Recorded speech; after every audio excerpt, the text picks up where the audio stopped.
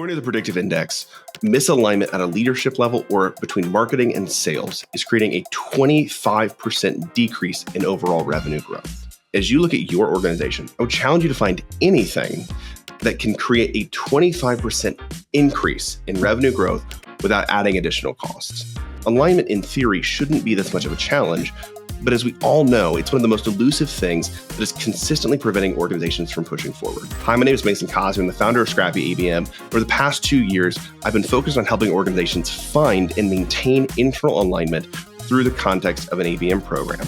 And in this cohort training that we're doing at CXL, we're going to specifically work with you on how to get your leadership team aligned on what the actual goals are, and also to make sure that marketing and sales are aligned, not in a one-off approach, but through consistent actions that ensure we find and maintain ongoing alignment. So if you're looking for ways to dramatically improve your revenue, it comes down to simply finding a plan that everyone can agree to and sticking with that plan, and then making sure that we have consistent approaches to proactively addressing any conflicts that would create a deviation from that plan.